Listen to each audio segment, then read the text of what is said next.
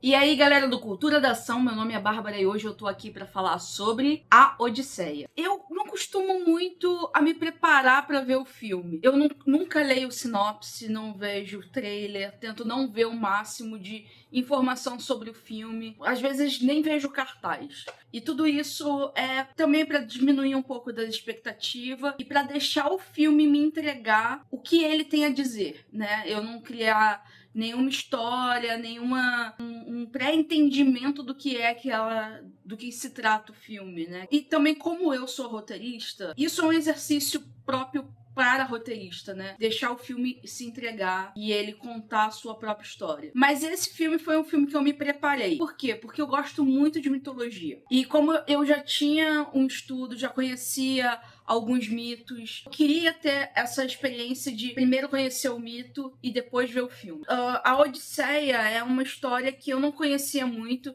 Eu cheguei a ler esse livro todo, o livro de ouro da mitologia, e esse livro daqui. E aí foi muito legal a experiência de ler o livro e já ter uma base pra me preparar ali pra aquela história, né? E não me perder tanto nas histórias do Nolan, que são cheias de idas e vindas. E isso me ajudou muito a conhecer já os personagens. Então, pra mim, assistir esse filme é muito mais uma análise e vocês vão se preparar pra isso. Eu tô fazendo um vídeo longo depois de muitos anos que eu só tô fazendo shortzinhos. Então eu resolvi falar um pouquinho, estender um pouco sobre esse filme, porque ele me deu muita perspectiva por eu estar me preparando para ver esse filme, né? Eu me voltei muito quando eu assisti esse filme para adaptação, a ideia da adaptação mesmo e escolhas na hora de você fazer a história. E falar de estrutura de história mesmo. E aí, o Nolan não fez muitas mudanças significativas no filme. E isso foi uma coisa muito legal. Eu acho que uma mudança que ele fez que eu não gostei muito foi ter tirado a Oliveira como um elemento de identificação da Penélope quando o Odisseu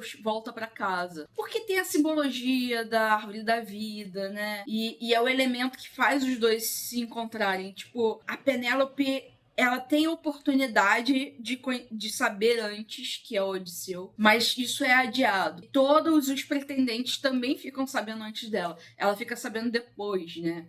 E aí é legal isso e a maneira como é, porque tipo era uma parada íntima dos dois, né? Mas ao mesmo tempo, a substituição pelo símbolo, pelo broche, também é muito interessante, porque é um elemento que ele fez uma narrativa em cima daquilo. E eu digo que é narrativo porque ele tem um início, um meio e um fim. Então é um elemento que ela vai e apresenta ele, olha, eu quero que você leve esse broche e sempre uso com você pra gente poder se identificar. Então é um elemento que já está sendo colocado dentro da trama como um elemento que vai ter o sentido dele lá no final tá se mostrando presente justo na apresentação dele. E aí, depois a gente vê ele, durante o período que o Odisseu tá longe, a gente vê ele olhando pro broche como uma lembrança de casa, de Ítaca, ou uma lembrança da Penélope, e aqui faz o vínculo de por que eu quero voltar para casa. E o outro sentido do símbolo também, do broche, vira realmente motivo por qual ele existe, que é a identificação. Ele mostra para ela e ela sabe que é ele. E é muito legal porque o símbolo que foi escolhido é Atenas, né? Que é a deusa que ele venera, né? Ele é devoto de Atena, né? Ele até, no filme, né? Ele faz chacota de quem é devoto de Poseidon. Faz pouco caso disso, mas ele mesmo é um devoto, vê Atena, pede ajuda a ela. E ele é claramente um herói movido por essa deusa da sabedoria, que a gente pode chamar também de potência do próprio ser dele, né? Porque ele usa a sabedoria estratégica de guerra que é de Atenas, né? E aí é muito interessante isso.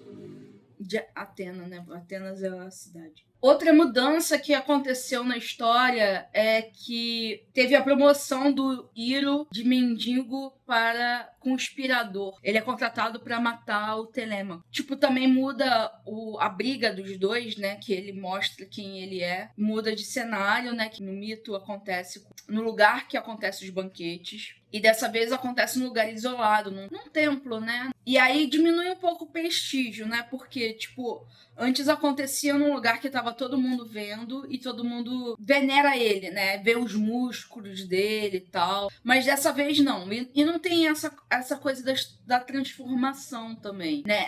Esse elemento fantástico de uma coisa transformar em outra. E aí, por exemplo, tem o mentor, né?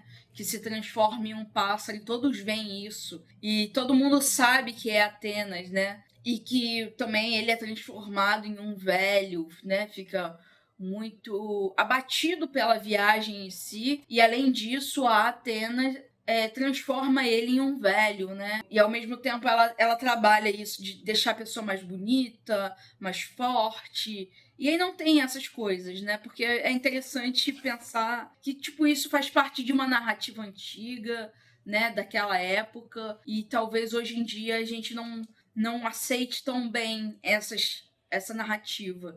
Dentro dessa ideia do elemento fantástico, e como a gente não consegue muito aceitar isso na modernidade, né?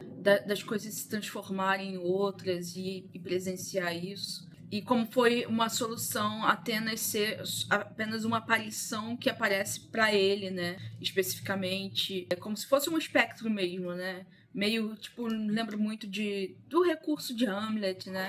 Quando ele vê o fantasma do pai, o espectro do pai. E aí é uma solução mais aceitável dentro da nossa forma de contar a história, né? E a gente não aceitaria tanto que, tipo, essa transformação e que todos vejam e, tipo, tá tudo bem. A gente viu uma pessoa sendo transformada em pássaro e de repente todo mundo entende e aceita que é a deusa, né? E também que, tipo, não é uma coisa que aparece individualmente para aquela pessoa. Ela pode aparecer para todo mundo. E a única coisa de transformação que a gente tem é da Circe, né? Que transforma os homens em animais. E é muito interessante, até a visão que o Nolan traz, ela mostra realmente quem são esses homens, né?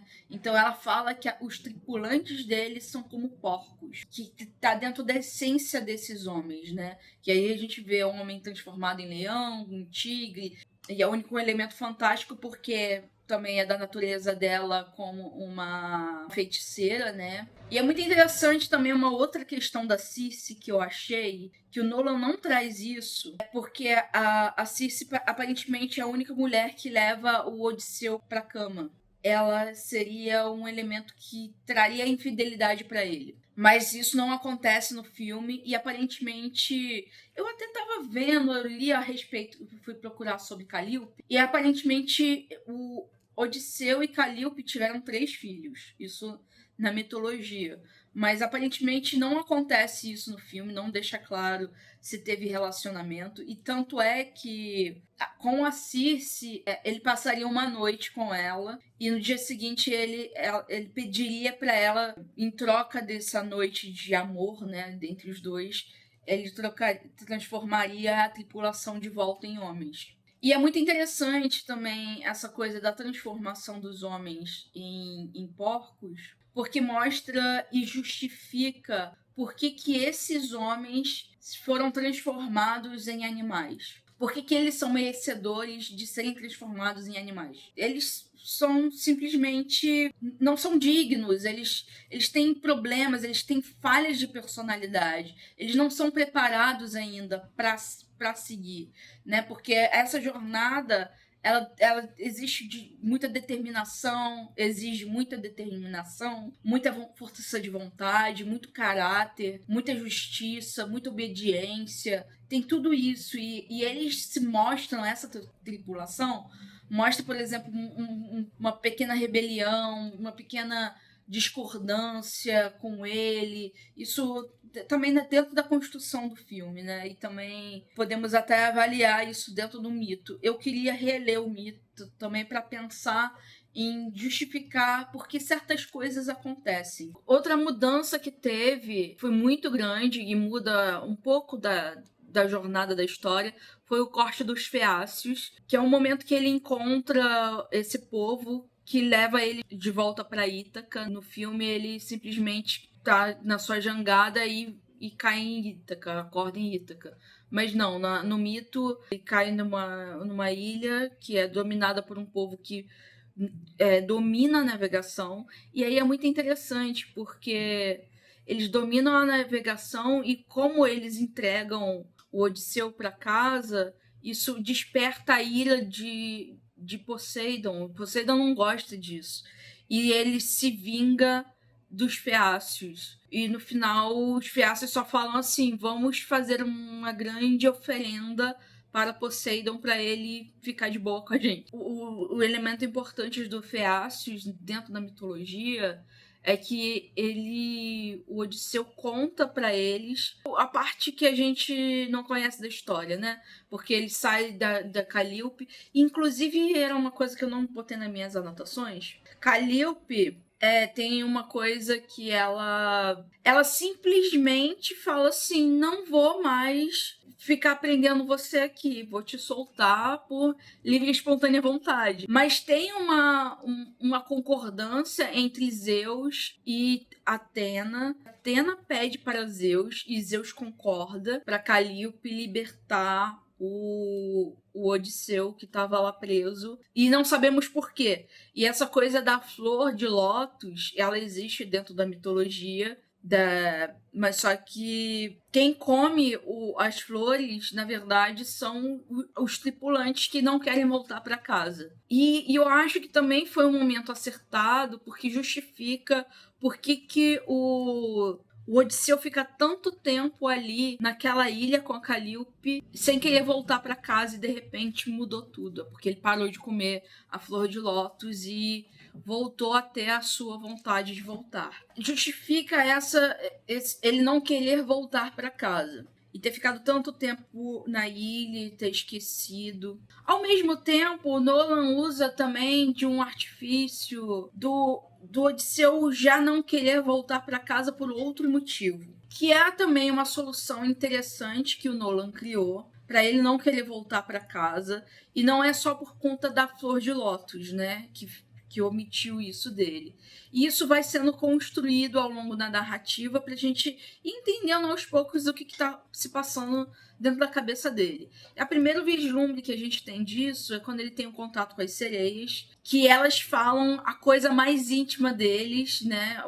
No mito, quando as sereias cantam, elas falam de desejo. E aparentemente ele também fala de desejo, né? É meio omitido, até um recurso cinematográfico muito interessante, porque a gente usa o ponto de vista dos tripulantes que estão com a cera no ouvido e não escutam nada, tá aquele som abafado, sem a gente entender o que tá rolando, e a gente não sabe o que o Odisseu tá ouvindo, e ele tá desesperado querendo sair, se libertar, e não pode sair porque ele tá amarrado, que ele tá amarrado no mastro, e esse símbolo é muito interessante dentro da mitologia, porque o mastro ele é vertical, né?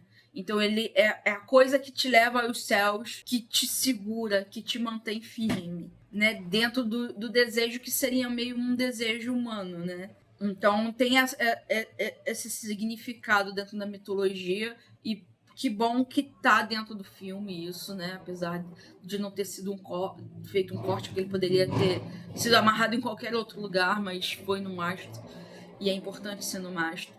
As sereias acabam revelando para ele que ele não quer voltar para casa. E então, por enquanto, a gente não entende, como público, por que ele não quer voltar para casa.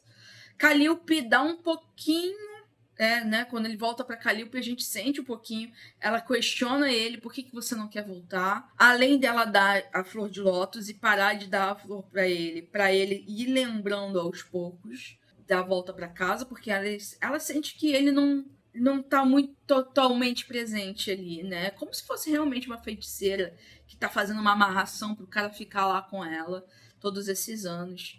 mas, tipo, meio sem a vontade mesmo real, essencial dele. E a gente só vai entender por que ele não quer voltar para casa quando ele chega em casa finalmente e fala para Penélope e revela que eles são o povo do mar, né? Eu não lembro se é exatamente o termo que ele usa, mas são os invasores que estão destruindo a civilização. Então ele se vê como aquele povo que está destruindo, que destruiu uma civilização, que destruiu um povo, um povoado, e por isso ele não tem a vontade de voltar para casa.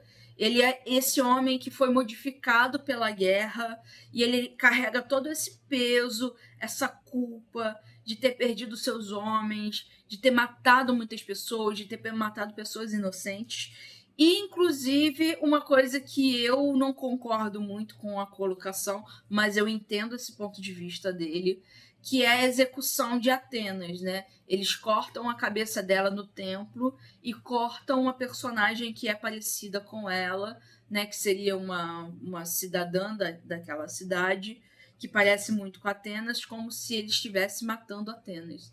Mas aí eu fico me perguntando se Atenas, que é a deusa, ela não é só a deusa da sabedoria. A gente não pode esquecer que ela é a deusa da estratégia de guerra também. Ela é da guerra inteligente. Então ela tem um fundo da guerra em si.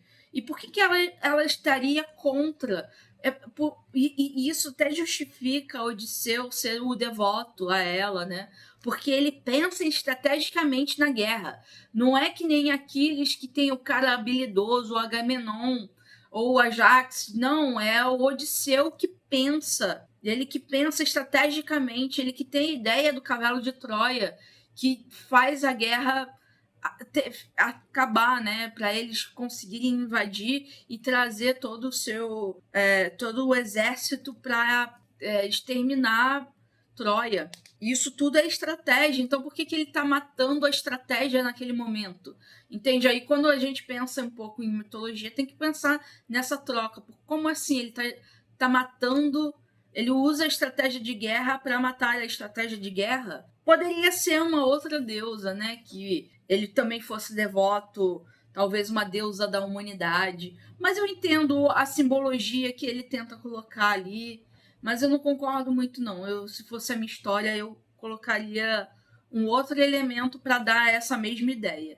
Mas ela não pode ser. Atena não pode ser esse símbolo duplo, né? Que é tipo a vítima da guerra. Ela não é a vítima da guerra.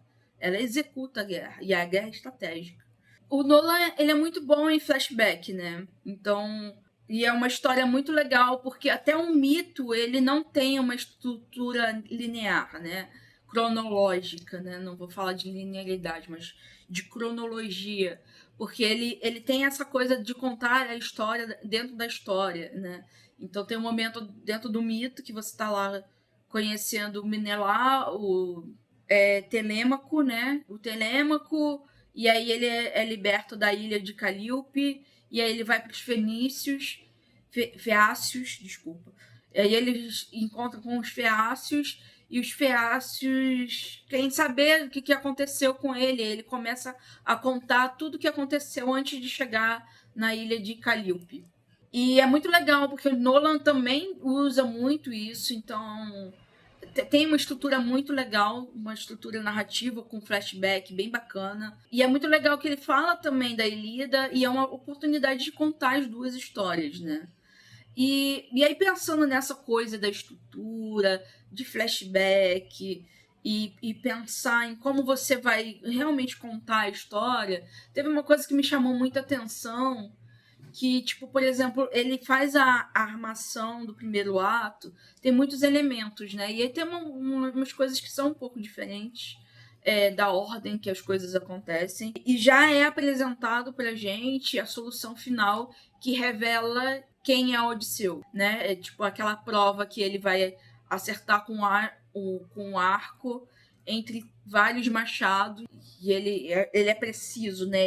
Ele é preciso com aquela habilidade específica que é dele, mas isso já é revelado logo no primeiro ato. Isso é uma preparação. Isso tem muito a ver com o roteiro, né? A gente trabalha isso no roteiro. E às vezes não tem no mito, porque não tinha esse estudo todo que a gente tem, né? De, sei lá, 2.500 anos atrás, não se pensava nesse tipo de estrutura. Mas é muito interessante porque quando eu percebi isso, me ocorreu que é uma preparação também para o terceiro ato e para o terceiro ato fluir mais rápido, porque você não precisa explicar e ter um flashback ali para explicar, não, porque ele era o cara que ia acertar com o arco, né? Então, tipo, quando a gente está criando a história, às vezes a gente precisa ter esse elemento lá no primeiro ato, que vai ser revelado no terceiro ato. Eu gosto muito dessa relação do Zeus Xênico. O Nolan traduz para a lei de Zeus, que você tem que tratar bem todo hóspede, né? E todo mendigo, porque ele pode ser de Zeus disfarçado. E aí você tá tomando na prova, você tem que ser generoso sempre com qualquer pessoa.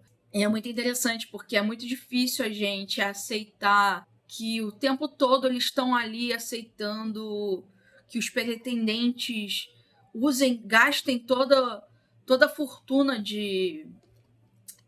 toda a fortuna de Odisseu, né? E a gente, às vezes é um pouco difícil aceitar por que eles estão aceitando essa situação. E é por conta dessa lei de Zeus, né? Essa lei, o Zeus Xênio, que você tem que ser receptivo, hospedeiro, hospitaleiro, né? Receber bem as pessoas, porque em qualquer momento você pode encontrar com Zeus ali e se você não fizer a sua parte, isso vai ser ruim.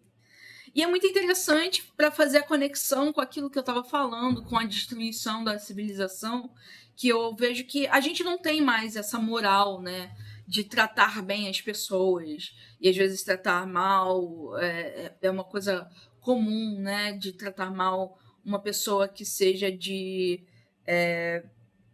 seja inferior financeiramente, por exemplo, né, seja não tratar mal pessoas pobres, pedintes, né? Porque a qualquer momento você pode encontrar com Zeus, então, tipo, vamos tratar bem essas pessoas.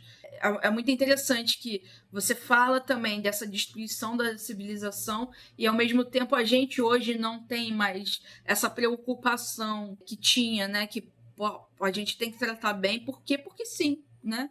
Chegou o momento que eu queria falar um pouquinho sobre coisas que eu já refleti a respeito da mitologia, pelo menos para a Ilíada, que é as escolhas, né? A Ilíada começa com uma escolha, a escolha de Paris, que mais tarde eu vou falar disso, daqui a pouco eu falo. Mas uma coisa que me incomoda muito em filmes em geral, os personagens são levados por escolhas ruins ou merdas muito grandes que eles fizeram, e isso leva ao desenrolar da história. Eu não gosto dessa estrutura porque eu fico, porra, seu idiota, por que você tá fazendo isso? E isso me incomoda muito.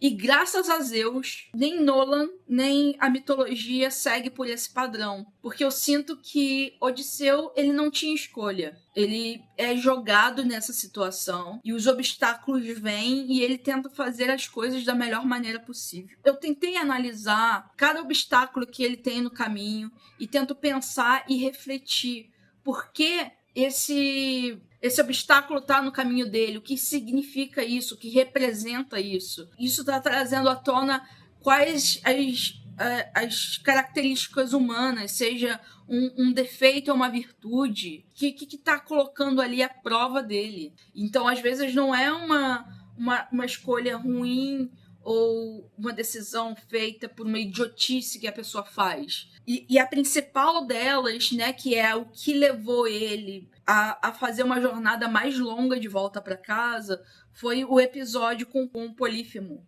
né, que é o Ciclope que ele cega. Parando para pensar um pouco sobre isso, ele não tinha escolha. Eles estavam há dias navegando, encontrando terra firme. Eles têm que parar na terra firme parar um pouco, respirar fundo, né? Parar de ficar lá no mar, conseguir mais mantimento, né? Que eles chamam de provisões. E aí eles encontram uma ovelha no caminho, e a ovelha vai para um caminho, e ele pensa logicamente, onde tem uma ovelha, tem outras ovelhas. Vamos atrás. Às vezes uma não é o suficiente para todo mundo, a gente pode conseguir mais comida. E aí eles vão para a caverna, que é para onde a ovelha vai. No final, eles são presos pelo Ciclope, ficam lá dias.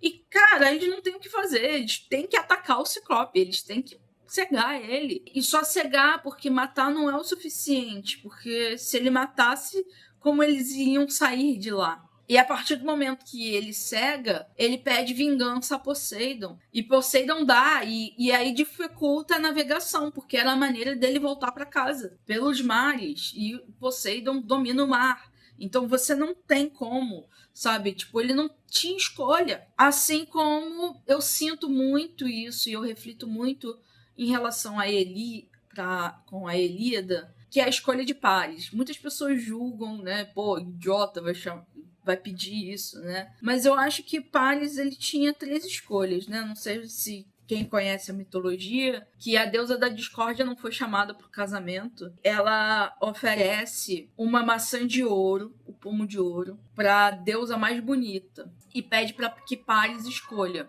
Então, entre as deusas mais bonitas, a gente tem a Hera, a Atena e a Afrodite. As deusas oferecem certas coisas para Paris para escolher elas como a mais bonita. Afrodite oferece o amor de uma mulher bela. Hera oferece reinar sobre vários reinos da Ásia e da Europa, seu grande imperador. E Atena oferece a estratégia da guerra. E aí, parando para refletir, a gente já sabe que a escolha dele é pela mulher mais bela, que é a escolha de Afrodite. Mas essa escolha, ela parecia ser a mais pacífica, aparentemente. Ele tá escolhendo o amor. Ele não tá escolhendo a guerra. Todas as outras levariam à guerra. A estratégia de guerra leva à guerra, pô. Pra eu ganhar, ser um grande líder de um povo, ele não vai magicamente acordar como o rei supremo, né? Ele tem que guerrear para chegar nisso. Tem que conquistar outras terras. Então tudo isso leva à guerra, menos o amor. Mas o amor levou à guerra. Talvez não tivesse o final que teve, né? Porque Troia perde. Talvez ele fosse ser um grande vitorioso se ele escolhesse outro caminho. Talvez. Não sei, né? Porque ele fez a escolha dele e a história só é contada de um ponto de vista. Também, ao mesmo tempo, eu fico pensando, gente, a gente tem que convir que escolher a deusa da beleza como a mais bela é óbvio, né? É insano a gente não querer escolher ela como a mais bonita. Então, diante disso, eu encerro a minha discussão sobre a Odisseia, que é esse filme do Nolan. Bem, vale a pena ir no cinema para ver lá uma produção gravada em 70mm, mas também é uma história que vale a pena a gente trazer para discutir sobre mitologia, que acaba falando muito sobre a humanidade, porque, tipo, a história não sobreviveria até hoje se não fosse uma história universal. Então, acho que vale a pena a gente assistir essa história que vai continuar por muitos anos. Eu vou ficando por aqui e recomendo muito assistir esse filme no cinema, sem dúvida nenhuma. Tchau, tchau.